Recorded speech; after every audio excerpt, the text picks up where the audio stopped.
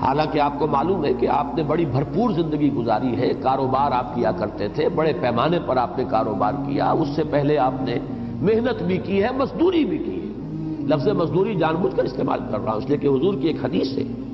کہ میں چند ٹکوں کے عوض قراریط پر میں قریش کے ایک بھیڑے اور بکریاں چرایا کرتا تھا۔ تو اس میں کوئی آپ نے قطعاً اپنے لیے حجاب محسوس نہیں کیا، بلکہ میں یہ سمجھتا ہوں کہ یہ محنت کے لیے اور مشقت کے لیے یہ گویا کہ ایک بہت ہی فخر والی بات ہے۔ ویسے تو یہ کہ حضور نے فرمایا کوئی نبی ایسا نہیں گزرا جس نے بکریاں نہ چرائی، اور میں خود قریش کی بکریاں چراتا تھا۔ جب لوگوں نے کہا کہ آپ قریش کی، تو آپ نے فرمایا ہاں میں قریش کی بکریاں چراتا تھا اور چند ٹکوں کے عوض چراتا تھا۔ یعنی مزدوری جو ہے وہ کوئی قطعاً کسی درجے میں بھی انسان کے لیے توہین کی یا تذلیل والی بات نہیں ہے، معاذ اللہ، جبکہ محمد الرسول اللہ صلی اللہ علیہ وسلم نے یہ کام کیا ہے۔ پھر آپ نے حضرت خدیجہ کے پیسے سے جو کاروبار کیا ہے، اب اس میں یہ بھی ہو سکتا ہے کہ وہ ملازمت کا تعلق ہو یا یہ کہ آپ کو نفع میں کوئی حصہ دیا گیا ہو۔ اس کے بعد آپ نے بڑے پیمانے پر کاروبار کیا حضرت خدیجہ سے جب شادی ہو گئی ہے، اور ظاہر بات ہے کہ حضرت خدیجہ کی دولت جو ہے اب آپ کے ایک طرح سے تصرف میں آئی ہے، اور انہوں نے تو حضور کے قدموں میں ڈال دیا اپنی دولت کو۔ لیکن یہ کہ اس کے بعد جو حدیث آتی ہے بخاری شریف میں حضرت عائشہ صدیقہ رضی اللہ تعالی عنہا سے کہ فلما بلغ 40 سنة حبب إليه الخلاء فكان يخلو بغار حراء يتحنس فيه، جب آپ کی عمر شریف 40 برس کے لگ بھگ ہوئی تو آپ کو خلوت گزینی محبوب ہو گئی۔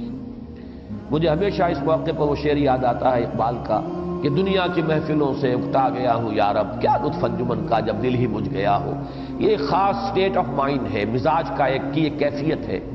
کہ اب ملنے جلنے پر، لوگوں میں گھلنے ملنے پر اب طبیعت آمادہ نہیں ہے، یکسو ہو کر کچھ غور و فکر، کچھ سوالات ہیں، کچھ ذہن کے سامنے کیسے عقدے آ گئے ہیں کہ جن کو حل کرنا ہے۔ اب یہ عقدے سے بھی اقبال کا شعر یاد آیا کہ خرد کی گتھیاں سلجھا چکا میں، میرے مولا مجھے صاحب جنو کر۔ تو یہ خرد کی گتھیاں اور عقل کے عقدے جب آتے ہیں، یہ کائنات کیا ہے، اس کی حقیقت کیا ہے، ہم ہیں کہاں، کہاں سے آئے ہیں، کہاں جا رہے ہیں، حق کیا ہے، باطل کیا ہے، خیر کیا ہے، شر کیا ہے، یہ سارے سوالات جو ہیں وہ ایک فلسفیانہ ذہن اور مزاج رکھنے والے لوگوں کا جو ہے سارا اٹھنا بیٹھنا، جینا مرنا انہی سوالات پر ہوتا رہا ہے۔ تو ایک خاص وقت میں آ کر حضور صلی اللہ علیہ وسلم کے مزاج پر بھی، آپ کے ذہن پر بھی ان سوالات کا غلبہ ہوا ہے۔ پھر یہ کہ آپ اب کاروبار میں لگ کر تو ان باتوں پہ غور و فکر نہیں ہوتا، کہیں آپ دکان پر بیٹھے ہو یا اور لوگوں سے، گاہکوں سے بات چیت ہو رہی ہو، تو ایک طرح سے خلوت گزینی، یہ الفاظ حضرت عائشہ کے حبب الیہ الخلاء، اور ظاہر بات ہے کہ حضور ہی نے حضرت عائشہ کو یہ بتایا، اس لیے کہ حضرت عائشہ کی تو اس وقت پیدائش بھی نہیں ہوئی تھی۔ تو یہ سارے واقعات ان کے علم میں جو آئے ہیں تو حضرت عائشہ کے علم میں یقیناً حضور صلی اللہ علیہ وسلم کے بتانے سے آئے۔ حبب الیہ الخلاء، خلوت گزینی آپ کو محبوب ہو گئی، کان یخلو بغار حراء، اور غار حراء میں آپ خلوت گزینی اختیار فرماتے تھے۔ یتحنس فیہ، تحنس کا لفظ آیا ہے حدیث میں، ہنس کہتے ہیں گناہ کو، اور تحنس کے معنی ہے گناہ کے اثرات کو جھاڑنا، لیکن یہ عبادت کے لیے لفظ، یہ جب عبادت آدمی کرتا ہے، ریاضت کرتا ہے، تو گویا کہ کچھ اپنے اوپر اگر وہ بشریت کے کچھ آثار ہیں تو گویا کہ ان کو وہ دھونے کی کوشش کر رہا ہے، تحنس کا لفظ آیا ہے۔ اب سوال پیدا ہوا کہ حضور کا تحنس یا حضور کی عبادت کس طرح تھی، اس لیے کہ آپ کسی نبی کی امت میں تو پیدا ہوئے نہیں تھے۔ اگر بنی اسرائیل میں پیدا ہوئے ہوتے تو جو شریعت موسوی کے مطابق عبادت تھی وہ آپ کے علم میں ہوتی۔ اگر آپ کہیں عیسائیوں کے گھرانے میں پیدا ہوتے تو جو ان کے ہاں رواج تھا اس کی آپ کے لیے وہ معلوم ہوتا آپ کو، لیکن یہاں تو آپ پیدا ہوئے ہیں مکے کے اندر، امی ہیں، آپ نے کوئی نہ تورات پڑھی ہے نہ انجیل پڑھی ہے، تو سوال پیدا ہوا کہ وہ تحنس کیا تھا۔ تو شارحین حدیث نے تقریباً اجماع کیا ہے کہ کانا صفت تعبدہ فی غار حراء التفکر والاعتبار، غار حراء میں آپ سوچ بچار، غور و فکر، یہ وہی خرد کی گتھیاں سلجھانے کا ایک مرحلہ، یہ پوری کائنات کی جو الجھی ہوئی ڈور ہے اسے سلجھانے کی ایک کوشش، یہ ہے کہ جو آپ غار حراء میں کرتے تھے۔ اب تفکر اور تدبر جو ہے اس کا ایک نقشہ سامنے آتا ہے، جب آدمی کسی سوچ میں گم ہوتا ہے تو لوگوں سے وہ کٹتا ہے۔ ایک تو یہ کہ غار حراء ہی میں چلے گئے 5 میل آبادی سے باہر، اور دوسرا یہ کہ اگر آبادی میں لوگوں کے پاس ہے بھی کسی وجہ سے تو چادر اپنے گرد لپیٹ کر اور بالکل یکسو ہو کر کہیں چارپائی پر لیٹ گئے، یا یہ کہ کہیں بیٹھے بھی ہیں تو عربوں کا یہ رواج تھا، جیسے پٹھانوں میں اب بھی موجود، یہ چادر جو ہے بیٹھ کر کے اپنے گرد لپیٹ لیتے ہیں، کبھی چادر سے اپنے گھٹنوں کو باندھتے ہیں بیٹھتے ہوئے۔ تو یہ مختلف جو رواج ہیں جو پٹھانوں میں آج بھی نظر آتے ہیں ان کے معاشرے کے اندر، یہ سب عرب کے اندر موجود تھے۔ تو حضور کی یہ کیفیت جو ہے یا ایھا المدثر یا ایھا المزمل، یہ گویا کہ ان دونوں جگہ پر آ رہا ہے، قم، کھڑے ہو جاؤ، یعنی اب یہ سوچ بچار کا مرحلہ گزر جانا چاہیے۔ وہ جو علامہ اقبال کا ایک شعر ہے، جو بلکہ مصرع ہی مجھے اس وقت یاد ہے، لاکھ حکیم سر بجیب ایک کلیم سر بکف۔ تو یہ جو حکیم ہے، فلسفی ہے، یہ تو گریبان ہی میں جھکا کر اپنے سر غور و فکری کرتے رہتے ہیں، ساری عمر اسی میں بیت جاتی ہے، اس سے اگلا مرحلہ آتا ہی نہیں۔ اے محمد صلی اللہ علیہ وسلم، اب آپ کی زندگی میں دوسرا مرحلہ آنا چاہیے، اب کھڑے ہو، اپنی جد و جہد کا آغاز کریں۔ اب یہ فکر کے اندر غلطاؤں پیچا رہنا اور غور و فکر ہی کے اندر لگے رہنا، اب اس سے باہر نکلیے، اس کیفیت سے۔ آپ کی زندگی کے اندر اب ایک انقلابی مرحلہ آ رہا ہے، اب آپ کو کمر کسنی ہے عمل کے۔ البتہ عمل دو ہیں، ایک عمل جو رات کا تھا وہ سورہ مزمل میں ہے، اور ایک عمل جو دن کا تھا وہ سورہ مدثر میں ہے۔ یا ایھا المزمل قم اللیل الا قلیلا یا ایھا المدثر قم فانذر وربک فکبر۔ یہ دن کا عمل ہے، دن کی محنت ہے، دن کی بھاگ دوڑ ہے، انذار ہے، تکبیر رب ہے، اللہ کا بول بالا کرنا ہے، اس کی جد و جہد ہے، ایک رات کو کھڑے ہونا ہے اپنے رب کے حضور میں۔ تو یہ دونوں در حقیقت عمل کی مشکل ترین صورتیں ہیں، لیکن یہ کہ بڑی خوبصورت تقسیم ہو گئی، اسی لیے میں نے کہا تھا حسین ترین جوڑا ہے، نہایت نمایاں ہے جوڑا ہونا اس کا، اور حسین ترین کہ یا ایھا المزمل قم یا ایھا المدثر قم۔ لیکن ایک قم کیا ہے؟ قم اللیل الا قلیلا، یہ رات کی ایک ریاضت ہے، ایک جد و جہد ہے، ایک مشقت ہے۔ اور دوسرا قم کیا ہے؟ قم فانذر وربک فکبر۔ اب انذار کا عمل شروع کیجئے اور تکبیر رب کے لیے اپنے ہتھیلی پر اپنی جان رکھ کر میدان میں آ جائیے۔ تو میرے نزدیک جو مناسب ترین ہے اس پس منظر کے ساتھ مزمل اور مدثر کا مفہوم، کہ غور و فکر، سوچ بچار، فلسفیانہ تدبر و تفکر، اس میں جو کیفیت جو تھی محمد الرسول اللہ صلی اللہ علیہ وسلم کی، اب ان دونوں صورتوں میں جو حکم دیا جا رہا ہے اس لفظ کے حوالے سے وہ یہ ہے کہ اب یہ دور آپ کی زندگی کا ختم ہونا چاہیے، اب تو آپ کمر کس کے عمل کی دنیا کے اندر اور جد و جہد کی دنیا میں آئیے۔ دوسری رائے یہ ہے کہ آغاز وحی جب ہوا ہے حضور پر، تو چونکہ بعض روایات میں اس کی صراحت آئی ہے، تفصیل آئی ہے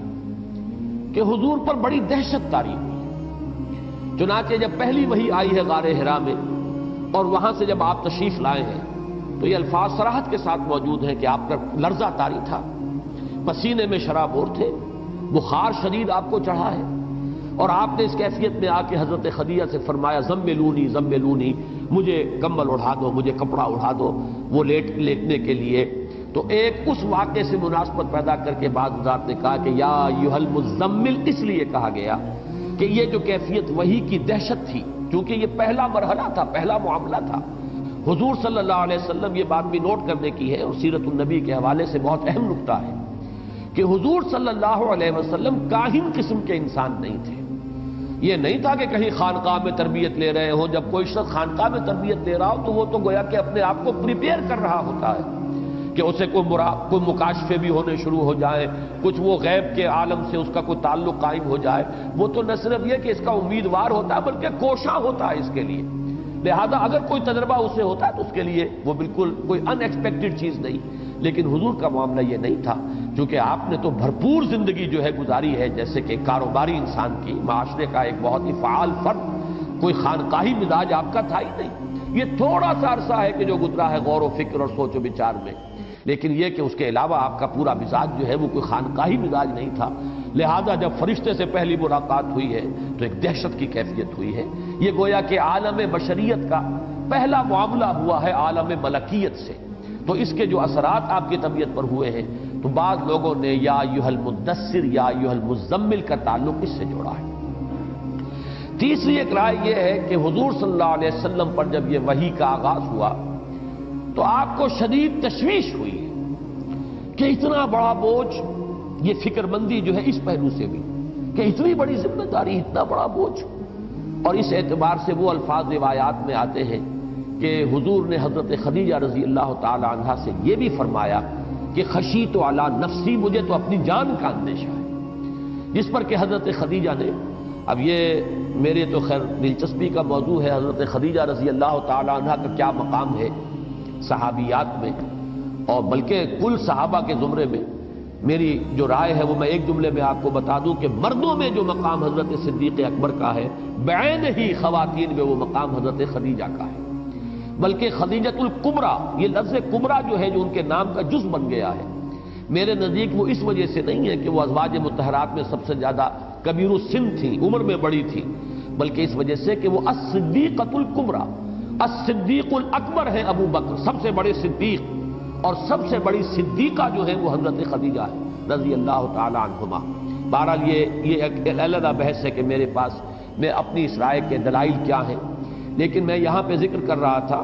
کہ اسی کا ایک مظہر یہ ہے ان کے مقام کا کہ انہوں نے تشفی دی ہے حضور کو کہ آپ گھبرائیں نہیں، اللہ آپ کو ضائع نہیں کرے گا، آپ تو غریبوں پر رحم کرتے ہیں، آپ بھوکوں کو کھانا کھلاتے ہیں، آپ مسافروں کی مہمان نوازی کرتے ہیں، آپ یتیموں اور بیواؤں کی سرپرستی فرماتے ہیں، لہذا آپ اندیشہ نہ کیجیے، اللہ آپ کو ضائع نہیں کرے گا۔ اس لیے کہ حضور کے الفاظ ہیں کہ خشیت علی نفسی، مجھے اپنی جان کا اندیشہ ہے۔ یہی بات پھر ورقہ ابن نوفل نے کہی تھی کہ کاش کہ میں اس وقت جب حضرت خدیجہ لے کر گئی ہیں اپنے چچا زاد بھائی کے پاس، حضرت ورقہ ابن نوفل ان کے پاس لے کر گئی ہیں، اس لیے کہ وہ موحد تھے اور پھر عیسائی ہو گئے تھے، اور شام میں جا کر انہوں نے تورات کی تعلیم حاصل کی۔ کان یکتب التوراۃ بالعبرانیہ، یعنی مکے کا رہنے والا امی قوم کا ایک فرد، اتنا بڑا عالم کہ انہوں نے عبرانی زبان سیکھی تھی اور تورات عبرانی میں لکھتے تھے، کان یکتب التوراۃ بالعبرانیہ، ان کے پاس لے کر گئی ہیں کہ یہ ذرا سنیے تو صحیح ہے، ان کو کیا تجربہ ہوا ہے، کیا انہوں نے دیکھا ہے۔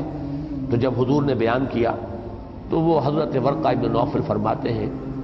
یہ وہی ناموس ہے جو موسیٰ اور عیسیٰ پر نازل ہوا تھا،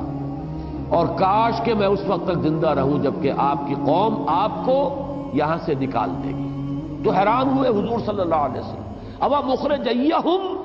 کیا وہ مجھے یہاں سے نکال دیں گے؟ اس لیے کہ اس وقت تک تو شکل یہ تھی کہ انتہائی محبوب انسان تھے حضور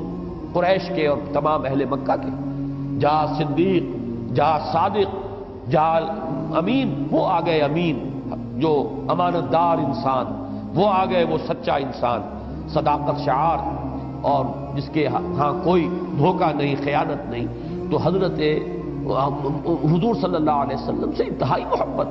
انتہائی ہر جگہ پر ویلکم کیے جانے والی شخصیت۔ لیکن یہ کہ جب حضرت ورقہ نے یہ کہا ہے کہ یہ آپ کو نکال دیں گے، کاش کہ میں اس وقت تک زندہ رہوں کہ آپ کی مدد کروں، تو حضور نے بہت ہی حیرت کے ساتھ پوچھا ہے مخرجیہم، کیا یہ مجھے نکال دیں گے؟ تو حضرت ورقہ نے فرمایا کہ ہاں، جس کے پاس بھی یہ پیغام آیا ہے اس کی قوم اس کی ضرور دشمن ہوئی ہے۔ اب آپ دیکھیے کہ ورقہ کا علم جو ہے وہ کتنا تھا۔ اچھا، حضرت ورقہ کو صحابی شمار نہیں کیا جاتا، یہ نوٹ کر لیجیے۔ کیوں نہیں کیا جاتا؟ ابھی سورہ مدثر نازل نہیں ہوئی، حضور کو جو تبلیغ کا حکم ہے وہ سورہ مدثر میں آیا ہے، لہذا تبلیغ کرنے والے سے گویا کہ رسالت عبارت ہوتی ہے۔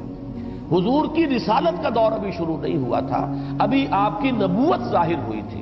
لہذا رسول جب آپ بنے ہیں وہ در حقیقت سورہ مدثر کی ابتدائی آیات کے نزول کے بعد، اس کے بعد جس نے تصدیق کی ہے وہ مومن شمار کیا گیا، صحابی شمار کیا گیا۔ حالانکہ تصدیق تو کر رہے، نبوت کی تصدیق تو حضرت ورقہ نے بھی کی ہے،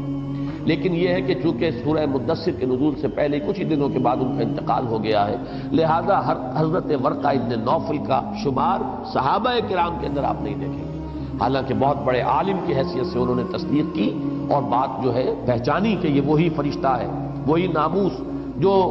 موسیٰ اور عیسیٰ پر نازل ہوا تھا وہی آپ پر نازل ہوا ہے۔ بہرحال ایک خیال یہ ہے کہ یہ جو ایک آپ پہ بار گراں کا ایک احساس تھا، ذمہ داری کا احساس تھا، بہت بڑا بوجھ آ گیا ہے، تو جیسے ایک تشویش ہو جاتی ہے کسی کو، اس حالت میں آپ کپڑا لپیٹ کر لیٹے ہوئے تھے جبکہ یہ خطاب نہایت محبت بھرا خطاب آپ سے کیا گیا، یا ایھا المزمل یا ایھا المدثر۔ ایک رائے اور ہے چوتھی، اور وہ در حقیقت سورہ نون جو ہے جو اس سے پہلے نازل ہوئی ہے اس کے اعتبار سے بڑی مناسب معلوم ہوتی ہے۔ اور وہ یہ ہے کہ دارالندوہ میں ایک ان کی مشاورت منعقد ہوئی قریش کی کہ وہ ہمیں کیا کہنا چاہیے محمد کے بارے میں لوگوں سے. کسی نے کہا کہ کہنا چاہیے کاہن ہے. تو کہا گیا نہیں، کاہن تو وہ نہیں ہے، کون مانے گا یہ بات. پھر کسی نے کہا اچھا کہیے شاعر ہے. اس کو بھی رد کیا گیا کہ نہیں، یہ بات چلے گی نہیں، بات کوئی ایسی کرو جو مضبوط ہو، جو چل سکتی ہو. پھر کہا گیا ساحر ہے. ساحر کے اوپر تقریباً اجماع ہوا کہ یہ کہیے تاکہ مختلف لوگوں کی طرف سے مختلف باتیں نہ آئیں، ورنہ اعتبار اٹھ جائے گا ہمارا. اس وجہ سے یہ ہمیں ایک بات کہنی چاہیے، سب کے منہ سے وہی لفظ نکلے تاکہ محمد صلی اللہ علیہ وسلم کی طرف لوگوں کا رجوع نہ ہو. اس کی خبر جب حضور کو پہنچی ہے صلی اللہ علیہ وسلم تو آپ صدمے کی وجہ سے، رنج کی وجہ سے کپڑا لے کر لیٹ گئے ہیں. اس وقت خطاب ہوا یا ایھا المزمل قم اللیل الا قلیلا یا ایھا المدثر قم فانذر وربک فکبر. اس کی جو معنوی جو ترتیب جو ہے میں نے عرض کیا تھا قائم ہوتی ہے وہ اس اعتبار سے کہ پہلی وحی اقرا بسم ربک الذی خلق خلق الانسان من علق اقرا وربک الاکرم الذی علم بالقلم علم الانسان ما لم یعلم. نہ تبلیغ کا حکم ہے، نہ کوئی ابھی اس کے اندر توحید کا اعلان کرنے کا کوئی حکم آیا ہے. دوسری وحی وہ بالکل سمجھ میں آتی ہے بات کہ جب یہ اس کا چرچا ہوا کہ محمد یہ کہتے ہیں کہ مجھے غار حرا میں تھا، میرے پاس فرشتہ آیا ہے اور یہ وحی مجھ پر نازل ہوئی ہے، تو پہلا رد عمل سمجھ میں آتا ہے کہ لوگوں نے کہا معلوم ہوتا ہے کہ دماغی توازن ٹھیک نہیں رہا. شاید جسے ہماری الفاظ میں کولوکیل زبان میں کہتے ہیں معلوم ہوتا ہے کوئی خشکی چڑھ گئی دماغ کو. یہ بڑے لمبے لمبے مراقبے وہاں کرتے تھے، جا کر بیٹھتے تھے. معلوم ہوتا ہے کہ یا کسی نے کہا کہ شاید کوئی جن آ گیا، وہاں جن کا سایہ ہو گیا، آسیب ہو گیا، آسیب زدہ ہو گئے، مجنون ہو گئے. اور اس پر وہ وحی اتری نون والقلم وما یسطرون ما انت بنعمت ربک بمجنون وان لک لاجرا غیر ممنون وانک لعلی خلق عظیم فستبصر ویبصرون بایکم المفتون. تو یہ ایک بہت ہی منطقی ترتیب ہے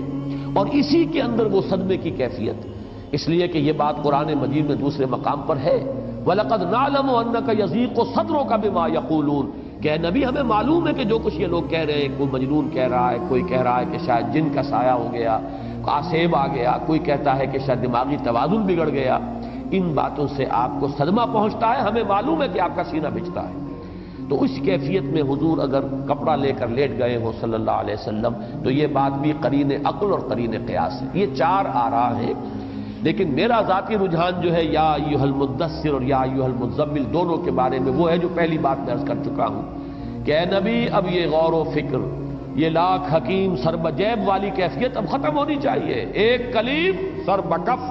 اب تو آپ کی زندگی کا وہ دور شروع ہو جانا چاہیے. اب سر بکف ہو کر میدان میں آئیے